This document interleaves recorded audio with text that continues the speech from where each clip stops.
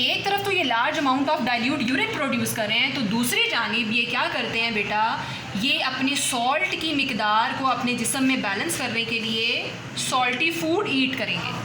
और इसके साथ साथ चूँकि इनकी बॉडी में पानी बहुत ज़्यादा हो गया है, तो उस पानी को, उसकी अमाउंट को नॉर्मल करने के लिए ज़्यादा पानी नहीं पिएंगे। तो ये फ़िशेस जो फ्रेश वाटर में रहती हैं वो पानी नहीं पीती, क्योंकि उनकी बॉडी में ऑलरेडी वाटर बहुत ज़्यादा हो जाता है, और वो उस पानी जो ज़्यादा हो गया है उसको निकालने के लिए डाइल्यूट यूरिन प्रोड्यूस करती हैं, और सॉल्ट की कमी को पूरा करने के लिए सॉल्टी फूड खाती हैं, और ऐसा यूरिन प्रोड्यूस करती हैं जो डाइल्यूट है, जिसमें सॉल्ट की मिकदार कम से कम है। तो इस तरीके से बेटा जो फ्रेश वाटर एनिमल्स होते हैं वो अपनी बॉडी में होने वाली फ्लडिंग को और लॉस ऑफ सॉल्ट्स को कंपनसेट करते हैं। दूसरी जानिब हम बात करते हैं मैरीन वाटर एनिमल्स की। तो मैरीन वाटर में बेटा आपको पहले समझ जाना चाहिए कि मैरीन वाटर में जो एनिमल्स पाए जाते हैं उन्हें क्या फेस करना पड़ता है।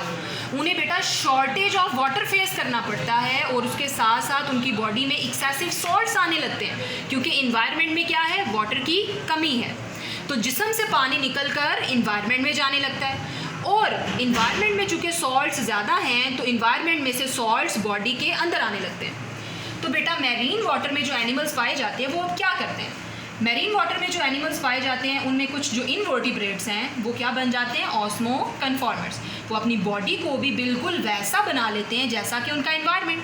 तो अगर इन्वायरमेंट मैरीन है और वहाँ पर क्या है, सॉल्ट की मिकदार बहुत ज़्यादा और पानी की मिकदार बहुत कम, तो ये इनवर्टिब्रेट्स भी अपनी बॉडी को उसके अकॉर्डिंग इक्वल कर लेते हैं। लाइक वो भी अपनी बॉडी में सॉल्ट की मिकदार को ज़्यादा और वाटर की मिकदार को क्या कर लेते हैं, कम। जब आइसोटोनिक हो जाएगा तो कोई ग्रेडियंट नहीं बनेगा और ना ही नेट गेन और लॉस ऑफ वाटर या सॉल्ट्स होगा। नेक्स्ट बात करते हैं वर्टिब्रेट्स की। तो वर्टिब्रेट्स में सबसे पहले आती हैं हैग फिशेस।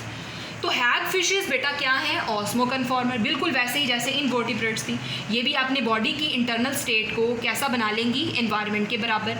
आइसोटोनिक हो जाएगा, कोई ग्रेडियंट नहीं बनेगा, कोई नेट गेन और लॉस ऑफ वाटर या सॉल्यूट्स नहीं होगा। अब बात करते हैं हम लोग कार्टिलेजनस फिशेस की। तो बेटा कार्टिलेजनस फिशेस ऑस्मो रेगुलेटर्स हैं।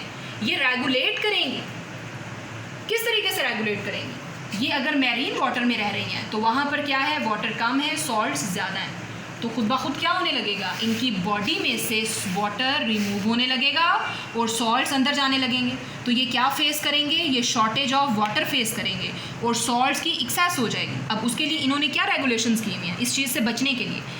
अब इनकी बॉडी में पानी की कमी है, तो बेटा पानी की कमी को दूर करने के लिए और सॉल्ट बहुत ज़्यादा हो रहा है, तो सॉल्ट को निकालने के लिए क्या करते हैं, ये एक्टिवली रिमूव करते हैं सॉल्ट्स को अपने गिल्स में से, थ्रू द गिल्स। ये फिशेस जो मैरीन वाटर में रहती हैं इनके अंदर चूँकि सॉल्ट बहुत ज़्यादा आने लगता है, तो वो सॉल्ट को रिमूव कैसे करती हैं, एक्टिवली एटीपी यूज़ करके, एनर्जी यूज़ करके, गिल्स के थ्रू सॉल्ट्स रिमूव करके। एक और चीज़ जो इनमें पाई जाती है वो है किडनीज़।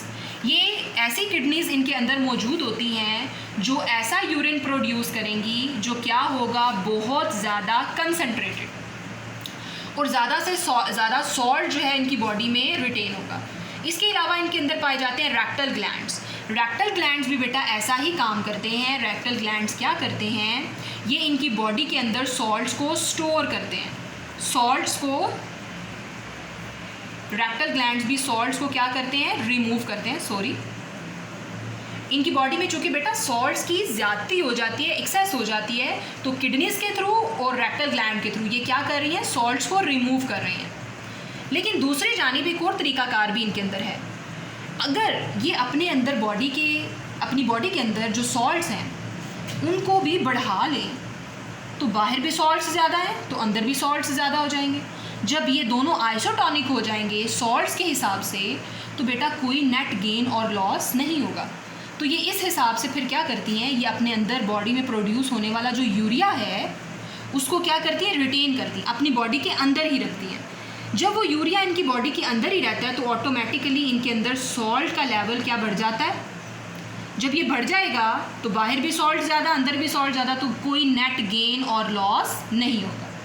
लेकिन इसका एक नुकसान ये है कि urea is very much dangerous, urea is not good for health. तो यूरिया अगर डेंजरस है तो उसके डेंजर से बचने के लिए इनके अंदर एक और मॉलिक्यूल या एक कंपाउंड केमिकल प्रोड्यूस किया जाता है, that is called TMO, tri methyl amine oxide. ये मैं इसको फुल यहाँ पर नहीं लिख रही, आपकी बुक में ये फुल फॉर्म मौजूद है, TMO, tri methyl amine oxide. तो बेटा ये जब इनकी बॉडी में प्रोड्यूस होता है तो यूरिया से कोई ख़तरा नहीं होता।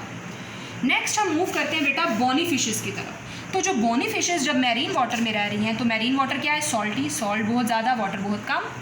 तो ये क्या करती हैं, अपने अंदर पैदा होने वाले बहुत ज़्यादा अपने अंदर जाने वाले बहुत ज़्यादा सॉल्ट को और अपने अंदर से निकलने वाले बहुत ज़्यादा वाटर को बचाने के लिए ये क्या करती हैं, अपने ड्रिंकिंग करना शुरू कर देती हैं, ज़्यादा से ज़्यादा पानी पीती हैं। और यूरिन कौन सा प्रोड्यूस करती हैं, कंसनट्रेटेड, ताकि पानी कम से कम निकले और सॉल्ट्स ज़्यादा से ज़्यादा निकलें। तो बेटा इनके अंदर ये प्रॉपर्टी पाई जाती है कि ये ड्रिंकिंग करती हैं पानी की, ज़्यादा से ज़्यादा पानी पीती हैं और कंसनट्रेटेड यूरिन रिमूव करती हैं ताकि पानी कम निकले और सॉल्ट्स ज़्यादा रिमूव हों। तो इस तरीके से ये अपनी बॉडी में जो चीज़ ये फेस कर रही थी कि इनके अंदर शॉर्टेज ऑफ वाटर हो रहा था और एक्सेस ऑफ सॉल्ट। तो शॉर्टेज ऑफ वाटर से बचने के लिए पानी ज़्यादा से ज़्यादा पीती हैं और एक्सेस ऑफ सॉल्ट से बचने के लिए कंसनट्रेटेड यूरिन प्रोड्यूस करती हैं, ऐसा यूरिन जिसमें पानी बहुत कम है और सॉल्ट बहुत ज़्यादा है। अच्छा बेटा, अब आपकी बुक में एक डायग्राम जो है वो बनाई हुई है, एक तरफ उसने मैरीन वाटर की फ़िश को कैटेगराइज़ किया और दूसरी तरफ उसने फ्रेश वाटर की फ़िश को डिफ्रेंशिएट किया। तो मैंने भी बिल्कुल उसी तरह एक डायग्राम ड्रॉ कर ली है ताकि हम इन दोनों चीज़ों को कंपेयर कर सकें। तो हम कंपेयर कैसे करते हैं, एक तरफ हमारे पास एक मैरीन वाटर में पाई जाने वाली फ़िश है। तो मैरीन वाटर में बेटा ये क्या चीज़ फेस करती है, इसके अंदर पानी की कमी हो जाती है और सॉल्ट्स बहुत ज़्यादा हो जाते हैं।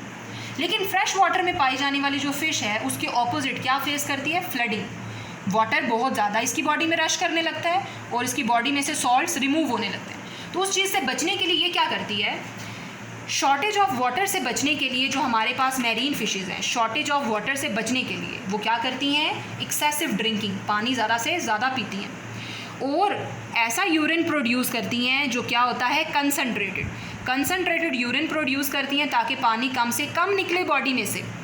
ठीक हो गया। दूसरी तरफ एक्सेस ऑफ सॉल्ट्स से बचने के लिए, यानी इनकी बॉडी में बहुत ज़्यादा सॉल्ट अंदर आ रहा है इन्वायरमेंट से, तो उससे बचने के लिए क्या करेंगी, एक्टिवली डिस्चार्ज करेंगी सॉल्ट्स को, अपनी बॉडी में से रिमूव करेंगी सॉल्ट्स को। अब यहाँ पर बेटा ये एक वर्ड लिखा हुआ है, स्कैंटी ऑफ